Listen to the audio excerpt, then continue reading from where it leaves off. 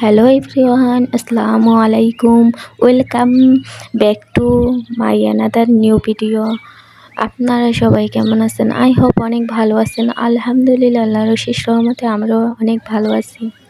আজকে আমি ডেলি ব্লগও সবসময় হয়তো বা আপনাদের মাঝে শেয়ার করি। আজকে আমি আমার মেয়ে একটা কেক খেতে অনেক ভালোবাসে, সেজন্য বাড়িতে আমি ওকে আজকে একটা কেক বানিয়ে দেব।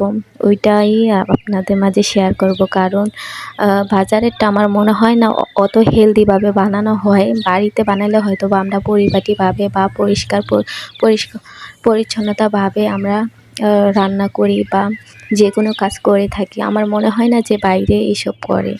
তা আমি চেষ্টা করি আমার মেয়েটাকে ঘরেই যে জিনিসই খেতে চায় না কেন আমি ঘরেই চেষ্টা করি বানিয়ে দিতে।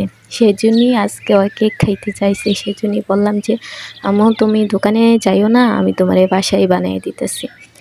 এই জন্যই আমি এখানে 3টা ডিম, ময়দা যা যা উপকরণ লাগবে সেগুলো নিয়ে আনিছি। তাই ভাবলাম যে আপনাদের মাঝে একটু শেয়ার করি। এখানে আমি পরিমাণ মতো চিনি, তেল, 1 কাপ তেল, 1 কাপ চিনি, তারপর কিছু ড্রাই ফ্রুট, ময়দা আর 3টা ডিম নিয়ে নিচ্ছি।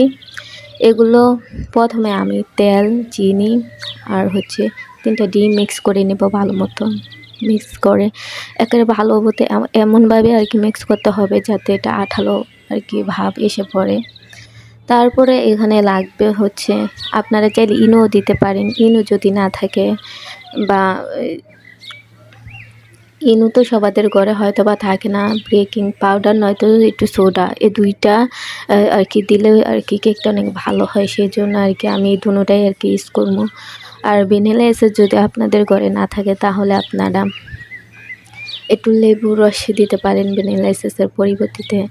আমি এখানে বেকিং পাউডার আর একটু সোডা দিয়ে দিতেছি। যেহেতু আমি 2টা একসাথে ব্যবহার করতেছি, সেহেতু আমি অল্প পরিমাণে দেব, হাফ চামচ করে ব্যবহার করব। এখানে আমি ভালোভাবে মিক্সার করে নিতেছি। আর যত মিক্সার হবে ততই কিন্তু কেকটা সফট ও নরম হবে। আমি এখানে একটা গুঁড়া দুধের প্যাকেটও দিয়ে দিলাম।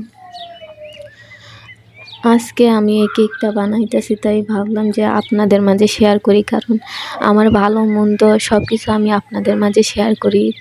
তাই ভাবলাম যে এই রেসিপিটা আপনাদের সাথে শেয়ার করি, হয়তো বা আপনাদের উপকারে আসতে পারে।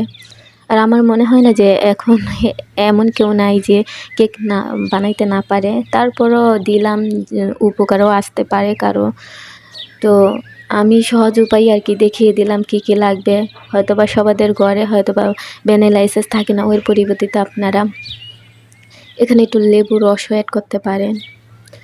আর অনেকের ঘরে হয়তো বা সোডা বা বেকিং পাউডারও থাকে না, যারা হয়তো বা সবসময় কেক বা অনেক কিছু বানায় না, হয়তো বা নাও থাকতে পারে। তারা একটা দোকান থেকে হয়তো বা একটা ইনো কিনে আনলেও কেকটা হয়ে যাবে আপাতত জন্য। তো এই তো আপনাদের সাথে কথা বলতে বলতে আমার কেকের মিশ্রণ পুরোই রেডি। আমি উপরে দিয়ে একটু ড্রাই ফ্রুট অ্যাড করে দিলাম। এটা স্কিপ করতে পারেন, মন চাইলে আবার দিতেও পারেন। দিলে একটু স্বাদটাও খেতেও ভালো লাগবে, প্লাস দেখতে একটু সুন্দর লাগে। এই তো আপনাদের সাথে কথা বলতে বলতে আমি পানি একটা কড়াই না ওটা কী বলে, ওইটার মধ্যে একটু পানি দিয়ে একটা স্ট্যান্ড দিয়ে বসাই দিছি, দিয়ে উপরে একটা ঢাকনা দিছি, আবার উপরে আরেকটা ঢাকনা দিছি যাতে তাড়াতাড়ি হয়ে যায় কেকটা। এখন আমি 45 মিনিট পরে আবার চেক করতেছি যে আমার কেকটা হয়েছে নি। আলহামদুলিল্লাহ, কেকটা অনেক সুন্দরভাবে হয়ে গেছে। তো আজকের ভিডিওটা এই পর্যন্তই। আমার এই ভিডিওর কোনো অংশ যদি আপনার সত্যি হৃদয় ছুঁয়ে যায় তাহলে একটা লাইক দিয়ে আমার চ্যানেলটাকে সাবস্ক্রাইব করে আমার পাশেই থাকতে পারেন। নতুন ভিডিওতে দেখা হবে। আল্লাহ হাফেজ।